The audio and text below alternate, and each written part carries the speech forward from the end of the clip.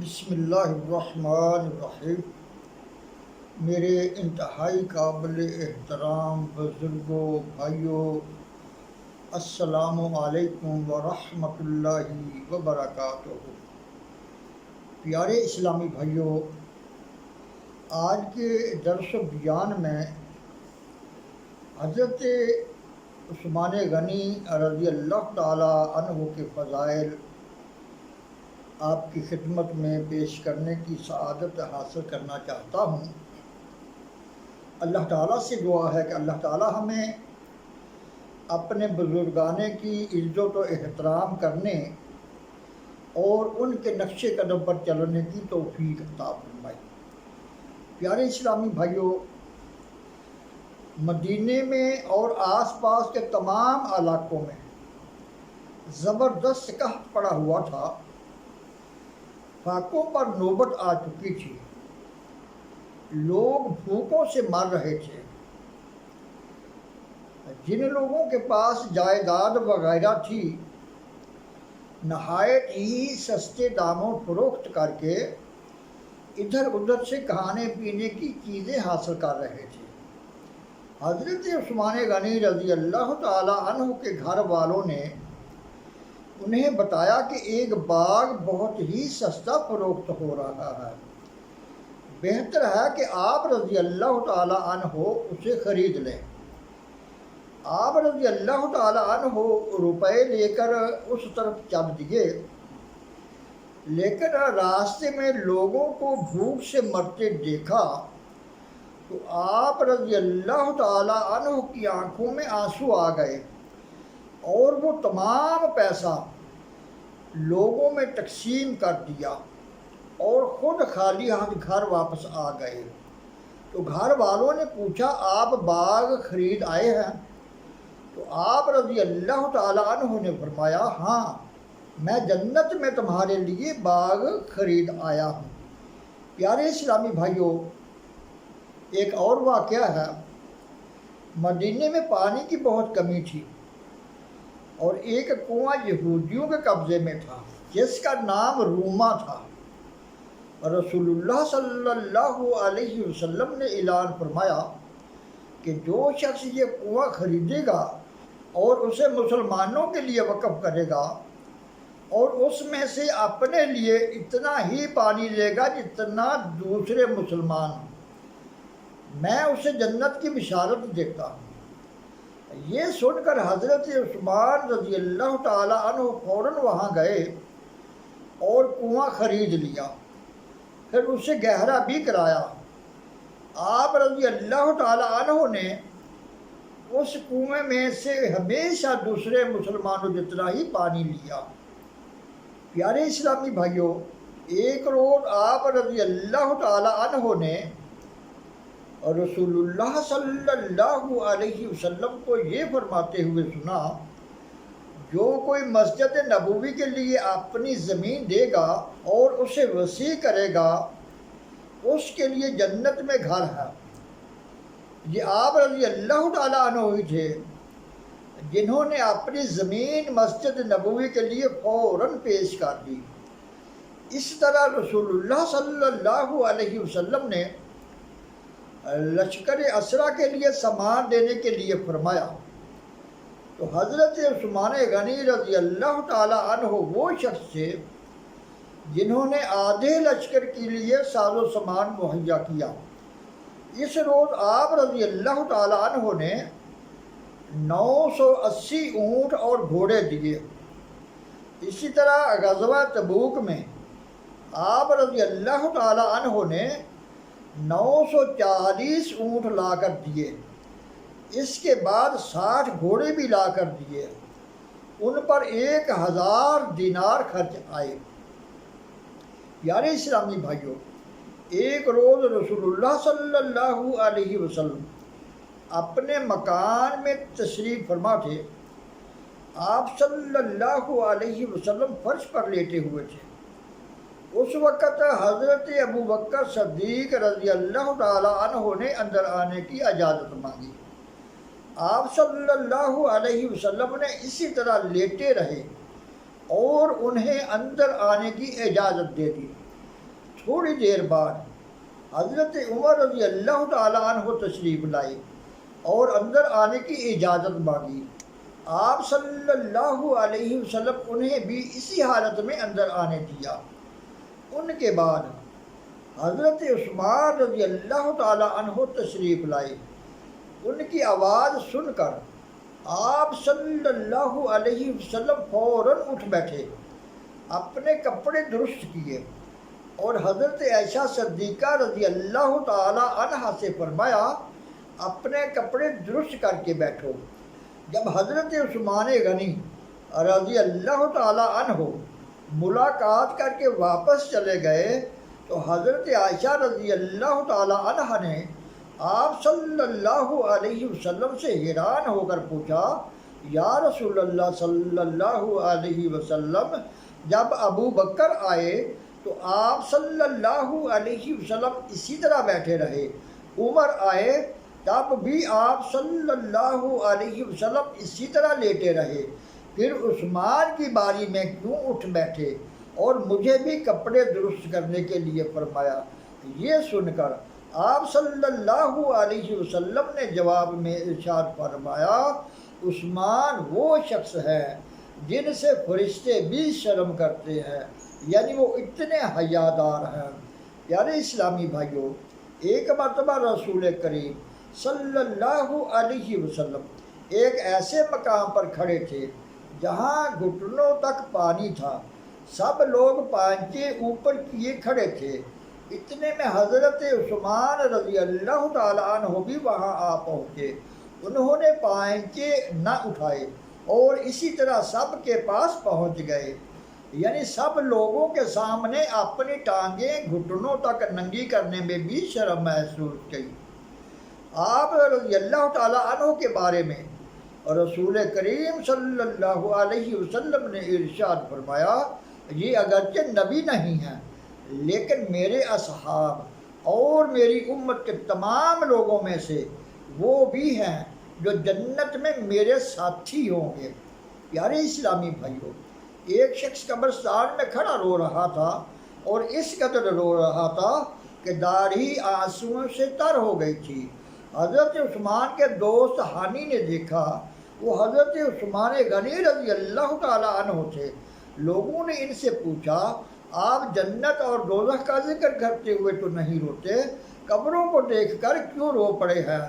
آپ رضی اللہ تعالیٰ عنہ نے جواب میں فرمایا، رسول اللہ صلی اللہ علیہ وسلم کا ارشاد ہے کہ قبر آخرت کی پہلی منزل ہے۔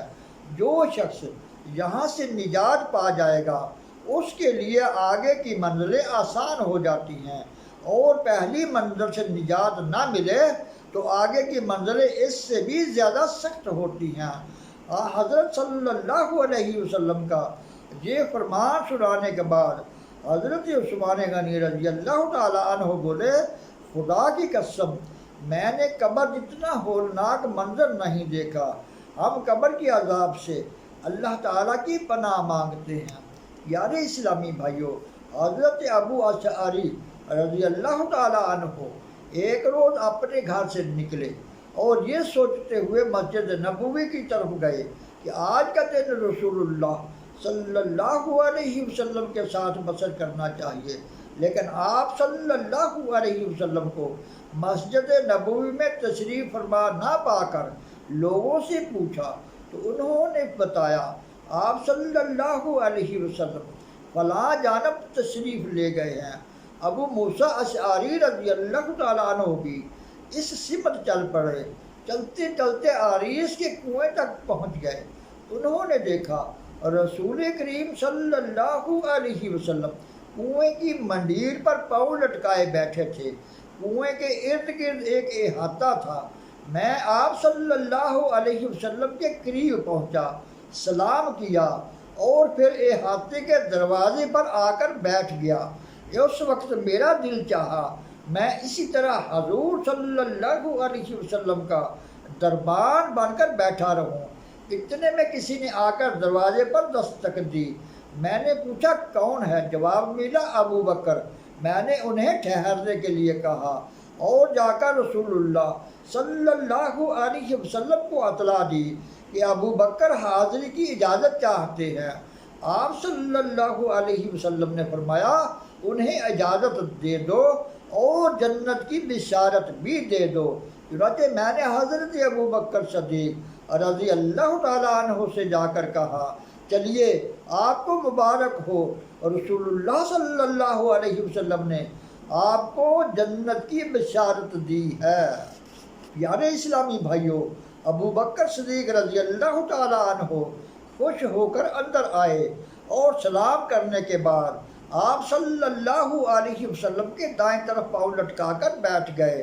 تھوڑی دیر بعد دستک ہوئی، اس بار حضرت عمر آئے۔ میں نے ان کے لیے بھی اجازت مانگی تو آپ صلی اللہ علیہ وسلم نے فرمایا انہیں بلا لو، انہیں بلا لو اور جنت کی بشارت بھی دے دو۔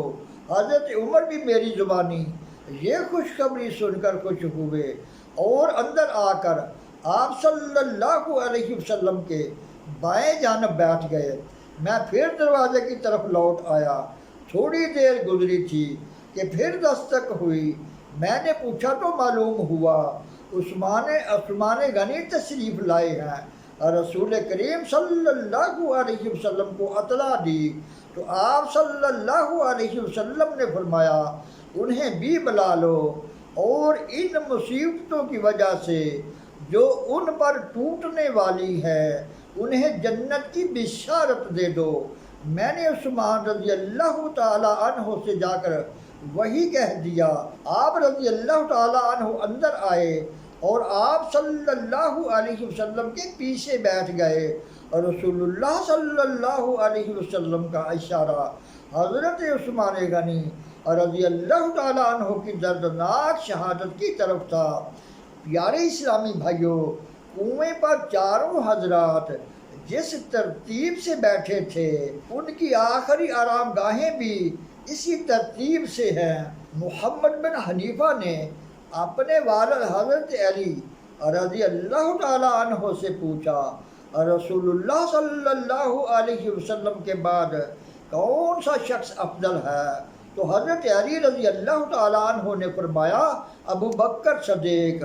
تو انہوں نے پھر سوال کیا کہ ان کے بعد کون افضل ہے؟ تو حضرت علی رضی اللہ تعالیٰ عنہ نے فرمایا عمر فاروق رضی اللہ تعالیٰ عنہ۔ انہوں نے پھر عرض کیا کہ ان کے بعد کون افضل ہے؟ میرا خیال تھا کہ وہ اس کے جواب میں کہیں گے کہ عمر کے بعد میں خود ہوں، لیکن جواب ملا عثمان رضی اللہ تعالیٰ عنہ۔ تو کیا ان کے بعد آپ ہیں؟ میری اس بات کے جواب میں انہوں نے کہا جیسے اور مسلمان ہیں ویسا ہی میں بھی ایک شخص ہوں۔ پیارے اسلامی بھائیوں، امام احمد بن حنبل حضرت عثمان غنی رضی اللہ تعالیٰ عنہ کی فضیلت کا ذکر کرتے ہوئے فرماتے ہیں جو شخص رسول اللہ صلی اللہ علیہ وسلم کے صحابہ کا ذکر برائی کے ساتھ کرتا ہے میرے نزدیک وہ اسلام پر تہمت لگاتا ہے۔ پھر فرمایا اس امت میں نبی صلی اللہ علیہ وسلم کے بعد سب سے بہتر شخص ابو بکر ہیں، اس کے بعد حضرت عمر بن خطاب اور ان کے بعد حضرت عثمان ابن عفان۔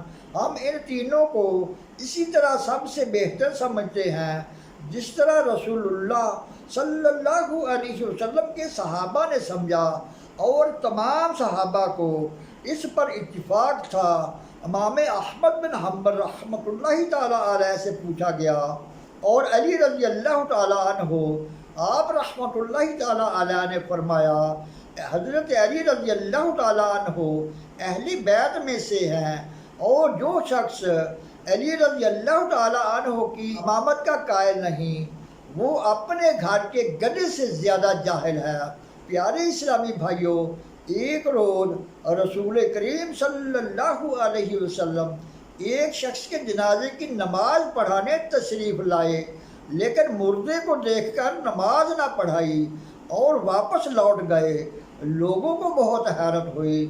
آپ صلی اللہ علیہ وسلم سے پوچھا گیا یا رسول اللہ صلی اللہ علیہ وسلم، ہم نے پہلے کبھی نہیں دیکھا کہ آپ صلی اللہ علیہ وسلم کسی کی نماز جنازہ پڑھانے تشریف لائے ہوں اور پڑھائے بغیر چل دیں۔